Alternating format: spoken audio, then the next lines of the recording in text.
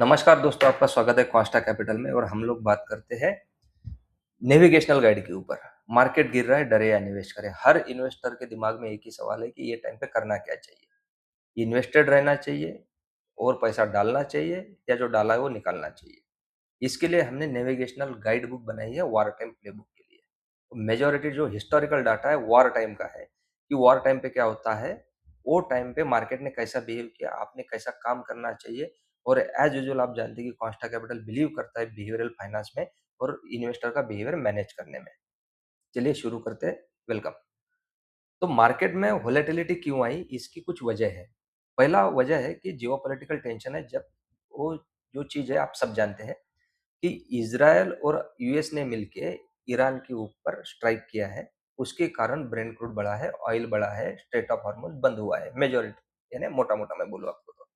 अभी Brent crude बढ़ने से होता क्या है? जैसे मैंने कुछ दिनों पहले यूट्यूब पे एक वीडियो डाला था, शॉर्ट था मेरे ख्याल से शायद, कि डिपार्टमेंट ऑफ इकोनॉमिक अफेयर्स का था कि 80 के नीचे अगर ब्रेंट क्रूड रहेगा तो इंडिया के लिए अच्छा है, 80 टू 100 रहेगा तो वार्निंग है और 100 के ऊपर जाए तो डेंजर ज़ोन है।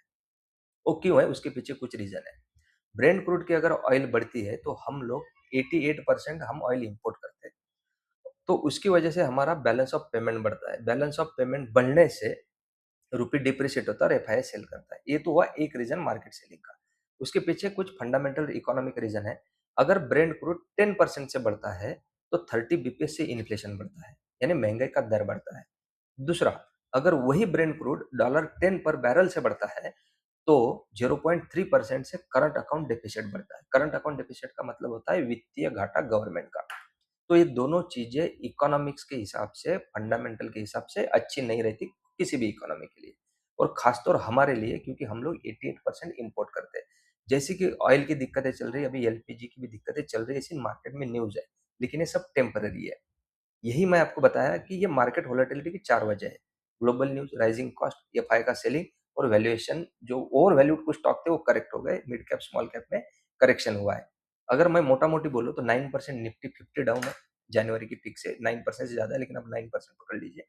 इंडिया विक्स जो वोलेटिलिटी का इंडेक्स है, आमतौर पर लोग उसको फियर इंडेक्स भी बोलते हैं, फियर इंडेक्स 100% बढ़ चुका है। जब कई फैक्टर्स, लॉट ऑफ फैक्टर्स एक साथ आते हैं तो अनसर्टेनिटी बढ़ती है। यह शॉर्ट टर्म वोलेटिलिटी का मुख्य कारण है। एक चीज से कभी वोलेटाइल नहीं होगा मार्केट, 4-5 चीजें एक साथ आ जाती है, मार्केट वोलेटाइल हो जाता है। सेकंड, बहुत सारे लोगों ने मुझे फ़ोन किया, पूछा कि मार्केट करेक्शन है या क्रैश है? तो बाय डेफिनिशन जाएँगे, समझेंगे। करेक्शन क्या होता है? 10 से 20% मार्केट गिरता है तो करेक्शन आता है। और अभी की रियलिटी ये है, मार्केट मेरे ख्याल से निफ्टी 10-12% ही गिरा है। एक करेक्शन ज़ोन है। वैल्यू एडजस्टमेंट होता है normal market cycle. Value adjustment का मतलब होता है ओवर वैल्यूड स्टॉक अपने नॉर्मल वैल्यूएशन को आ जाते हैं। अधिकतर सेगमेंट में आज जो भी स्थिति है वो है एक नॉर्मल करेक्शन की। परस्यूड थ्रेट जो दिमाग में है कि क्रैश है, वो रेड ज़ोन क्या होता है, क्रैश क्या होता है, डेफिनिशन क्या है क्रैश की? शार्प सडन फॉल होता है, अचानक भारी गिरावट हो जाती है मार्केट में, पैनिक सेलिंग आ जाता है, एक्सट्रीम फियर बन जाता है। लॉन्ग टर्म अपवर्ड ट्रेंड है, कोई बदलाव नहीं होगा, क्रैश आने दो, करेक्शन आने दो। हिस्ट्री गवाह है कि मार्केट हर कुछ साल में करेक्शन से गुजरता है। ये तो नॉर्मल मार्केट का बिहेवियर है। अगर ये आप समझते हो कि मार्केट कैसे बिहेव करता है, तो आप मार्केट में अच्छा काम करके इन्वेस्टेड रह सकते हो। लेकिन लॉन्ग टर्म ट्रेंड हमेशा अपवर्ड रहता है। इसके पीछे रीज़न्स है, क्यों अपवर्ड ट्रेंड रहता है? इंडिया इंडिया के आप माइक्रो इकोनॉमिक्स देखो, जीडीपी ग्रोथ देखो, करंट अकाउंट डेफिसिट देखो, इन्फ्लेशन देखो, कंपनियों की अर्निंग ग्रोथ देखो, कॉस्ट ऑफ कैपिटल देखो, तो ये सब फेवरेबल है एक बिज़नेस के लिए। और जब बिज़नेस बढ़ता है, अर्निंग बढ़ता है, तो अल्टीमेटली मार्केट बढ़ता है। म्यूचुअल फंड होता क्या है? Mutual fund ultimately equity mutual fund stock market में डालते हैं। तो स्टॉक मार्केट में जो रियल बिज़नेस है, जो वेल्थ क्रिएट करते हैं बिज़नेस करके, वहीं पे वो इन्वेस्ट करते हैं। तो आपको ये भी समझना ज़रूरी है, म्यूचुअल फंड के साथ-साथ इक्विटी मार्केट भी आपको समझ में आना चाहिए। तो एक एनाटॉमी है मार्केट क्रैश का, ये 3 स्टेजेस होता है, जियोपॉलिटिकल साइकिल के हिसाब से मैंने आपको बताया है। पहला होता है एंटीसिपेशन, दूसरा होता है डिक्लेरेशन और थर्ड होता है रिप्राइसिंग। आप समझ लीजिए, बहुत इंपॉर्टेंट डाटा है। वॉर टाइम नेविगेशन प्लेबुक मैंने आपके लिए बनाया है और आपके लिए सही टाइम पे सही कंटेंट मैं आपको दे रहा हूँ। एंटीसिपेशन का मतलब क्या होता है? मार्केट एंटीसिपेट करता है कि नेगेटिव इवेंट होने वाला है।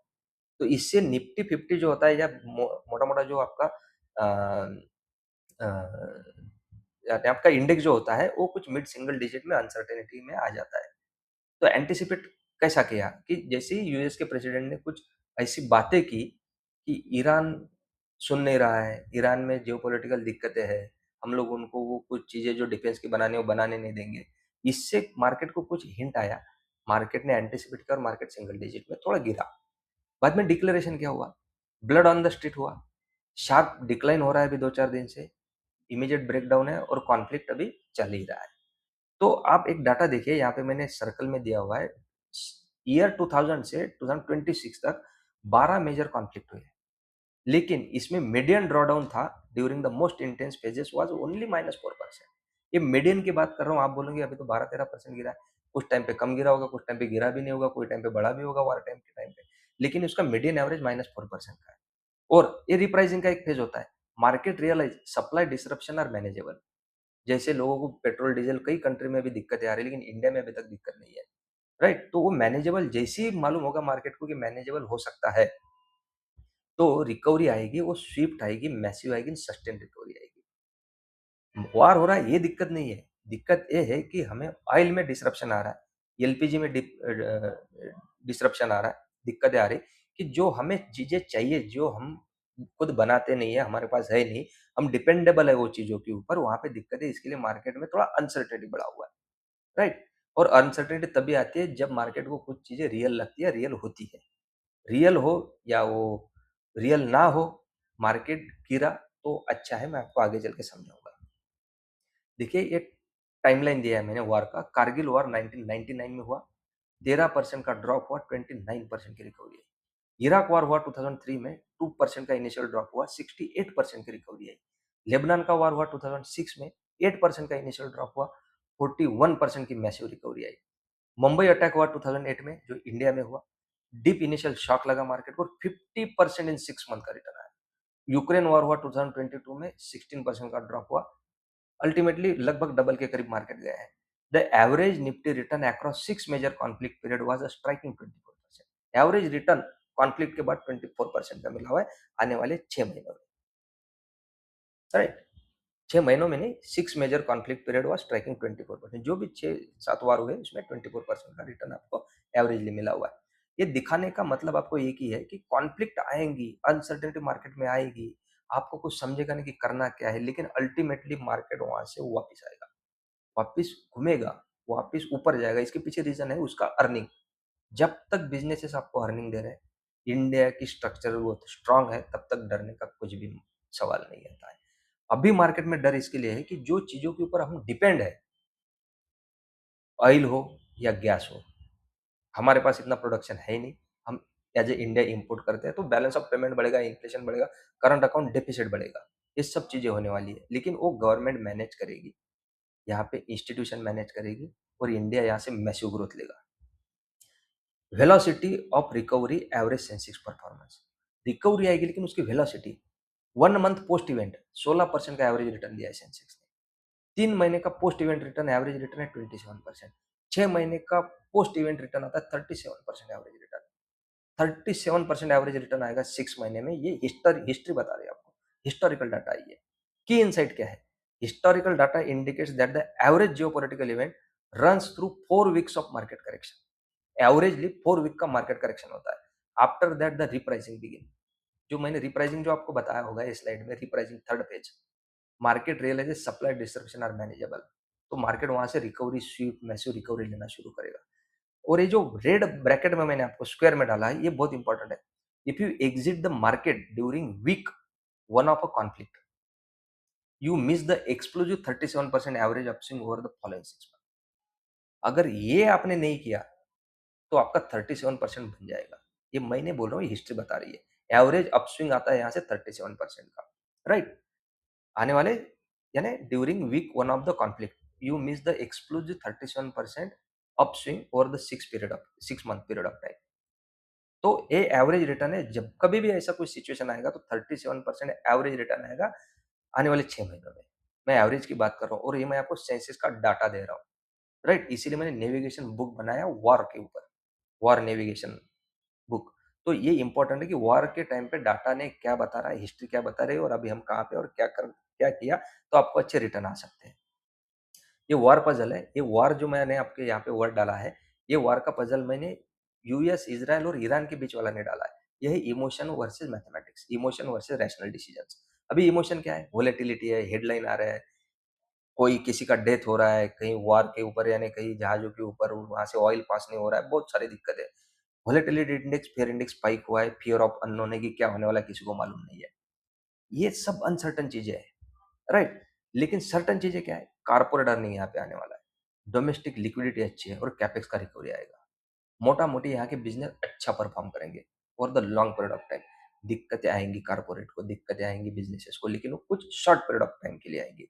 वो मिटिगेट होगी, गवर्नमेंट मिटिगेट करेगा, बिज़नेसेस मिटिगेट करेंगे और यहाँ से मैसिव एक्सप्लोसिव ग्रोथ आ सकता है। एक्सिस एएमसी का मैंने यहाँ पे कोर थीसिस दिया हुआ है, market price duration and economic impact, not emotion. Once it becomes clear that supply disruptions are manageable. Supply disruption manage हो सकता है, एक बार मार्केट को समझ में आया तो growth is not structurally impaired. अभी स्ट्रक्चर ग्रोथ अपनी स्ट्रक्चरली खत्म नहीं हुई है या कुछ दिक्कतें नहीं, उसमें रिस्क प्रीमियम कंप्रेसेस, रिस्क खत्म हो जाएगा, मार्केट यहाँ से बढ़ेगा। यहाँ से टेक अवे क्या आप ले सकते हो? Geopolitical shocks are sentiment shocks. Geopolitical war shock, news shock, headline news जो भी आएगा वो टेम्पररी और सेंटिमेंटल शॉक्स है, not structurally economic collapse. Indian economy structurally कुछ भी कोलैप्स हुआ नहीं है। Market stabilises significant faster than the news cycle. Market यहाँ से जल्दी रिकवर करेगा, जो आप हेडलाइन सुन रहे हो उससे कहीं ज्यादा। मैक्रो रियलिटी चेक लेते हैं, the cost versus the engine, inflation और यहाँ पे जीडीपी का ग्रोथ का कैलकुलेशन देखते हैं। कारगिल वॉर 1999 में हुआ, इन्फ्लेशन हिट 5.9%। 1965 वॉर हुआ, इन्फ्लेशन हिट हुआ 10%। कंटेक्स्ट क्या है? Wars drive up inflation due to oil and supply chain disruption, क्योंकि हम उसके ऊपर डिपेंड है, इसके लिए यहाँ पे महंगाई बढ़ती है। इन्फ्लेशन मतलब महंगाई। लेकिन जो जीडीपी ग्रोथ है, कारगिल वॉर 1999 जीडीपी ग्रू हुआ 6.18% to 8.85%।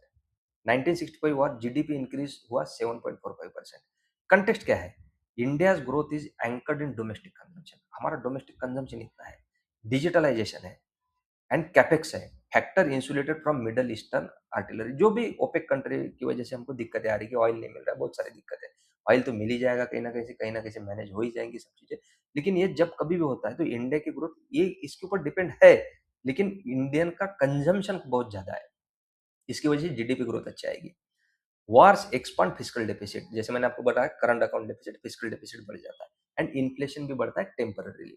But the broader economic engine जो है वो जीडीपी है, ग्रॉस डोमेस्टिक प्रोडक्ट, उसकी ग्रोथ रेयरली कहीं बुरी होती है या कहीं पे उसको कुछ दिक्कत आती है, राइट? तो मैंने आपको पहला बताया आपको इमोशन वर्सेस मैथमेटिक्स। जो भी हेडलाइन देख रहे हो आप, जो भी आपकी इमोशन है वर्सेस आपका कॉर्पोरेट अर्निंग का ग्रोथ आप अच्छा चल रहा होगा, इन्फ्लेशन वर्सेस आपको जीडीपी का ग्रोथ दिखाया, तो आपको समझ में आएगा कि आप कैसे फंडामेंटली इमोशन को अटैच करके आप काम कर सकते हो। अभी मैंने यहाँ पे कौन से सेक्टर दिक्कत में, कौन से ठीक है और कौन से यहाँ से बेनिफिट लेने वाले, उसका एक मोटा-मोटी बनाया है। हाइली सेंसिटिव टू क्रूड जो रेड ज़ोन में है, यानी जो दिक्कत में सेक्टर है। डॉलर 1 अगर इंक्रीज़ होता है ब्रेंट क्रूड तो 1.5 बिलियन टू 2 बिलियन का एडेड इम्पोर्ट बिल होता है, यानी ज़्यादा पैसा निकलता है। तो इसकी वजह से दिक्कत में कौन है? Aviation, OMCs, chemicals and fertiliser and logistics. Resilient zone जो कि इंसुलेटेड है डोमेस्टिक प्लेस के ऊपर, वो है banking, financial, infrastructure, real estate, cement and automobile. Third आता है टैक्टिकल बेनिफिशियरी, यहाँ से किन चीज़ों को बेनिफिट मिल सकता है। ये हिस्टोरिकल डाटा मैं बोल रहा हूँ। Oil exploration company, defence, gold and precious metal. Gold तो मालूम होगा आपको कि वो नेचुरल हेज है, अनसर्टेनिटी की वजह से, अनसर्टन टाइम में जैसे ही मार्केट में अनसर्टेनिटी तो गोल्ड बढ़ता है, वैसे भी गोल्ड पिछले साल बहुत अच्छा बढ़ा है। अब cost of panic, a tale of two investors, ये स्लाइड मैंने जानबूझ के यहाँ पे डाली हुई है। Taking behaviour through the COVID crisis. देखिए कॉस्टा कैपिटल का फिलॉसफी है, म्यूचुअल फंड सजेशन ये बहुत सारे लोग करते होंगे, लेकिन हम लोग इन्वेस्टर का बिहेवियर मैनेज करना जानते हैं। वो उसका बिहेवियर कहाँ गलत हो रहा है, उसको उसका बिहेवियर समझाना, उसको खुद के बारे में बताना। तो अच्छा अगर बिहेवियर होगा, selecting a right mutual fund is only 10% of the game, right? 90% आपका बिहेवियर होता है कि देखिए आप 10, 20, 30 इयर्स टाइम के लिए अगर आप इन्वेस्टेड कर रहे हो, 10, 20, 30 साल के लिए, तो ये ऐसा तो नहीं होगा कि स्मूथ रैलीज होंगी, सब कुछ अच्छा चलेगा, सब गुड गुड चलेगा, ऐसा तो होगा नहीं। दिक्कतें आएँगी मार्केट में और दिक्कतें आएगी, मार्केट क्रैश होगा, पैनिक सेलिंग होगा, बहुत सारा अनसर्टेन टाइम आएगा। वो आना एक हेल्दी साइन है, तभी आपका पैसा अच्छा बनेगा। ये सब टेम्परेरी होता है। ये मैं नहीं बोल रहा हूँ, ये हिस्ट्री बता रही है आपको। तो 2020 में जो मार्केट का बॉटम हुआ था, यहाँ पे एक पैनिक सेलर जो एक इन्वेस्टर था, उसने क्या किया, पूरा पोर्टफोलियो एग्ज़िट किया 2020 में, एब्सोल्यूट बॉटम पे, और वो कैश पे बैठा रहा, वेट करता रहा क्लैरिटी और सर्टेन टाइम आने का। वो कभी आया ही नहीं। फाइनली उसने क्या किया, पैसा रीइन्वेस्ट किया जनवरी 2021 में, तब निफ्टी 14,000 पे था। इसका रिज़ल्ट क्या निकला? Permanently Mrs the 84% explosive rally, capital destroyed हो गए। 84% मार्केट रैली अगर आप मिस कर रहे हो, तो आपने बहुत सारा पोर्शन आपके रिटर्न का आपने मिस किया है।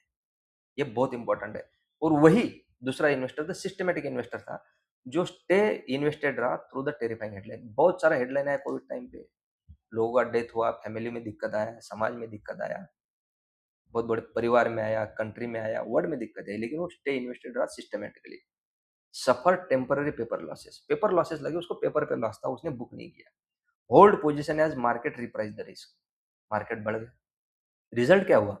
Participates fully in the exponential V shape rally. तो वहां पे वो पूरा वी शेप रैली में मस्त पैसा बनाया, अच्छा वेल्थ क्रिएट किया, मोटा वेल्थ क्रिएट किया, बिग वेल्थ क्रिएट किया। इनसाइट क्या है? मार्केट गिरने पर सबसे बड़ी गलती इमोशनली रिएक्ट करना होता है, और यहीं पे कॉस्ट ऑफ कैपिटल का रोल आता है। हम इमोशन से काम नहीं, हम रैशनल डिसीजन से काम करते हैं, और इन्वेस्टर का बिहेवियर मैनेज करते हैं। बिहेवियरल इन्वेस्टिंग, बिहेवियरल इकोनॉमिक्स एक बहुत बड़ा सब्जेक्ट है, और हम लोग जो भी हमारे क्लाइंट लोग हैं उनके साथ उसी के ऊपर हम लोग काम करते हैं। तो ये डालना बहुत ज़रूरी था, ये आपको समझ में आना चाहिए। अभी पोर्टफोलियो डाइवर्सिफिकेशन क्यों ज़रूरी है? डाइवर्सिफिकेशन रिस्क मैनेजमेंट का सबसे इंपॉर्टेंट टूल है। यह आपके पोर्टफोलियो को वोलेटिलिटी के झटकों से बचाता है। डाइवर्सिफिकेशन का मतलब मोटा-मोटा होता है एसेट एलोकेशन। आपको एक इंडिविजुअल म्यूचुअल फंड कभी पैसा नहीं बना के देगा। दे भी सकता है, मैं ऐसा नहीं बोल रहा हूँ, लेकिन राइट एसेट एलोकेशन आपका रिस्क और वोलेटिलिटी कम करेगा और अच्छा वेल्थ क्रिएट करके देगा। यहाँ पे देखते हैं इक्विटी फंड क्यों ज़रूरी है। ग्रोथ और कंपाउंडिंग के लिए लॉन्ग टर्म का आपका इंजन है। डेट फंड स्टेबिलिटी और स्टेडी रिटर्न देता है। ये आपको बैलेंस रखता है डेट फंड। और गोल्ड, गोल्ड आपके क्राइसिस के समय आपको प्रोटेक्शन देता है, हेज है, सेफ हेवन है। टेक अवे क्या है? एक बैलेंस पोर्टफोलियो मार्केट वोलेटिलिटी को आसानी से मैनेज कर लेता है। तो वोलेटाइल कितना भी हो मार्केट, तो वहाँ पे वो इन्वेस्टर डरेगा नहीं, वहाँ पे वो स्टे इन्वेस्टेड रहेगा, और वो जो अपॉर्चुनिटी क्रिएट हुई उसको वो अ, यानी कैपिटलाइज़ करके वो आगे बढ़ सकता है। उसका वो फ़ायदा उठा सकता है मार्केट करेक्शंस का। तो यहाँ पे मैंने एक दिया हुआ है आपको एसआईपी का सुपर पावर, और एक मैकेनिज़्म दिया हुआ है डिफेंस टू ऑफेंस। 10,000 में मार्केट में कम डिब्बा मिला। जब रेट नीचे आया तो आपको ज़्यादा डिब्बे मिलेंगे, ज़्यादा बॉक्स मिले। मार्केट नीचे जाता है, फंड का एनीवे कम होता है, उसी एसआईपी अमाउंट में आपको ज़्यादा यूनिट मिलते हैं। सिंपल है, cost averaging. Continuing SIP during a crash allows you to accumulate significantly more units. आपको ज़्यादा यूनिट मिलेंगे सेम अमाउंट में। क्वालिटी एट डिस्काउंट, लहरों के बीच मौका। Quality at discount, attractive valuation, बेहतरीन क्वालिटी कंपनी डिस्काउंट पर उपलब्ध होती है। राइट? जब मार्केट ऊपर होता है तो बुरी कंपनी तो होती है, अच्छी कंपनी भी ज़्यादा वैल्यूएशन पे चली जाती है। तो आपको ओवर वैल्यूड पे खरीदना होता है। अभी अगर मार्केट गिरा है तो अच्छी कंपनी आपको डिस्काउंटेड वैल्यू पे मिल रही है। Treat volatility as a discount mechanism. देखिए, मैं आपको एक बड़ी चीज़ ब बता रहा हूँ कि आपको 10, 20, 30 साल के लिए अगर इन्वेस्ट करना है, तो आप ये समझ के चलिए कि मार्केट में 30, 40, 50% करेक्शन कभी भी आ सकता है। 10-12% नॉर्मल है, अभी तो 12-13% ही है।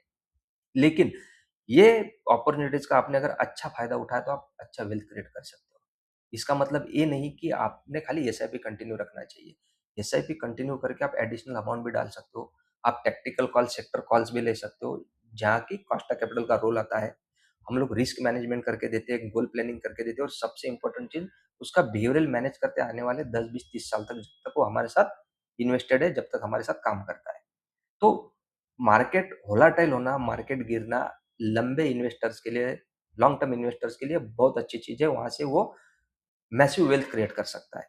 तो इससे डरे ना, बल्कि उसको आप एप्रिशिएट कीजिए और अच्छा काम कीजिए वो समय में। War time playbook, 4 rules of engagement यहाँ पे मैंने डाला हुआ है। Do not stop SIP, SIP को स्टॉप मत कीजिए। Treat the panic as a fire cell. जैसे आप दिवाली के समय सेल लगता है तो आप एडिशनल चीज़ें खरीदते हो, राइट? तो accumulate through the noise, noise के बीच में आप ज़्यादा एक्यूमुलेट कर सकते हो। सिस्टमैटिक रीबैलेंसिंग करना ज़रूरी है, पोर्टफोलियो का रीबैलेंसिंग होना बहुत ज़रूरी है। अगर आपका इक्विटी 80-20 है, मार्केट गिर गया और 60-30 हो गया है, 60-40 हो गया है, तो आपको इक्विटी बढ़ाना चाहिए। ये जो रीबैलेंसिंग है, बहुत सारा रीबैलेंसिंग का टाइप होता है, हम लोग इन्वेस्टर का कर देते हैं। If equity drop below your target asset allocation percentage, sell debt, gold and buy the dip. सीधा है। Be greedy systematically not emotionally. Greedy होना है आपको, लेकिन सिस्टमैटिकली। रैशनली, ना कि emotionally. Third, pivot to domestic, overweight on banks, capex, consumption, avoid petroleum heavy supply chain. वो investor के रिस्क प्रोफाइल के ऊपर डिपेंड है कि वो कहाँ उसके लिए अपॉर्चुनिटी है। एक ही स्टॉक एक आदमी के लिए गलत हो सकता है, दूसरे के लिए वो सही इन्वेस्टमेंट हो सकता है। Fourth, evaluate the system not the outcome. आपकी सिस्टम आपके पास होना चाहिए। कॉस्टा कैपिटल आपको पूरा सिस्टम बना के देगा, पोर्टफोलियो बना के देगा, रिस्क एनालिसिस करके देगा, गोल बेस्ड प्लानिंग करके देगा और सबसे इंपॉर्टेंट आपको बिहेवियरल आपका एनालिसिस करके देगा। हमने वैसे टेस्ट डिजाइन किया हुआ है। Stop trying to predict the war. War में क्या होगा, ब्रेंट क्रूड में क्या होगा, मार्केट कहाँ जाएगा, उसको आप देखिए मत। Follow your preset asset allocation rules. Asset allocation ही आपको पैसा कमा के देगा, ना कि इंडिविजुअल म्यूचुअल फंड। वो देगा लेकिन वो वोलेटाइल इतना होगा कि आप डाइजेस्ट नहीं कर पाओगे। इसके लिए एसेट एलोकेशन होना बहुत जरूरी है। सिस्टम और सेंटिमेंट, ये मैंने आपको यहाँ पे दिया हुआ है। Geopolitical crisis are terrible for headline hugging investor. उनके लिए बहुत अच्छी है, राइट? जो हेडलाइन देखना चाहते हैं, उनके उनको उसमें डर भी पैदा करता होगा जियोपॉलिटिकल क्राइसिस, तो ठीक है, उनके लिए ठीक है। But they are gift opportunity for discipline. जो डिसिप्लिन इन्वेस्टर है, जिनको वोलेटिलिटी मालूम है, वो उसके लिए वो डिसिप्लिन इन्वेस्टर के लिए अपॉर्चुनिटी है। Every crisis feels existential while we live through it. Every crisis उसके लिए दिक्कत पैदा करेगी, उसको लगेगा अभी दुनिया खत्म हो रही है, जैसे कोविड के टाइम पे हुआ। बट हिस्ट्री ने प्रूव किया है, they are mere speed bumps. वो स्पीड बम्प्स है on Dalal street cruise control. वो तो मार्केट के हिसाब से वो स्पीड बम्प है, लेकिन स्पीड बम्प पे आपने कैपिटलाइज करना चाहिए, ना कि पैसा विड्रॉल करके वही एसआईपी कंटिन्यू करना चाहिए। और ऐसे मार्केट में आपको थीमेटिक फंड, फैक्टर फंड, आपका एसेट एलोकेशन के हिसाब से हम लोग एक स्ट्रेटेजिक पोर्टफोलियो बनाते हैं, एक टैक्टिकल पोर्टफोलियो बनाते हैं। उस पे आप कैपिटलाइज होकर अच्छा वेल्थ क्रिएट कर सकते हो। Regular SIP plus long term horizon plus portfolio diversification, asset allocation, market volatility can not stop wealth creation. आप समझ के चलिए। कॉस्टा कैपिटल हम आपकी क्या मदद कर सकते हैं, बहुत इंपॉर्टेंट है। हम क्या नहीं करते, ये बहुत important. Negative knowledge is more powerful than positive knowledge. Quick profit के झूठे वादे हम नहीं करते। Know get rich quick scheme. Market news के आधार पर पैनिक डिसीजन नहीं लेते। Blind and emotional buying selling बिल्कुल नहीं करते। व्हाट वी डिलीवर, हम क्या करते हैं? हम बिहेवियरल डिसिप्लिन लगाते हैं, आपको इमोशंस के जाल से बचाते हैं, right? Long term investment strategy रखते हैं, आपके गोल्स के अनुसार सही रिसर्च, आपका बिहेवियरल एनालिसिस करके देते हैं, जैसे मैंने आपको बार बार बोल रहा हूँ। सस्टेनेबल वेल्थ बिल्डिंग पे भरोसा रखते हैं, कंपाउंडिंग के जरिए मजबूत फाउंडेशन बनाते हैं। एक्सिस एएमसी इकोनॉमिक टाइम्स का एक यहाँ पे वर्ड दिया हुआ है, if history is any guide, history अगर कोई गाइड है, the blood on the street today may well be tomorrow's entry point. Tomorrow के लिए वेल्थ क्रिएशन का बहुत बड़ा opportunity. Stay patient, stay invested, let time do the heavy lifting. Costa Capital का basic philosophy है, consistency and discipline creates wealth. इसमें हम लोग फर्म बिलीव करते हैं। Consistency and discipline creates wealth. Thank you so much दोस्तों।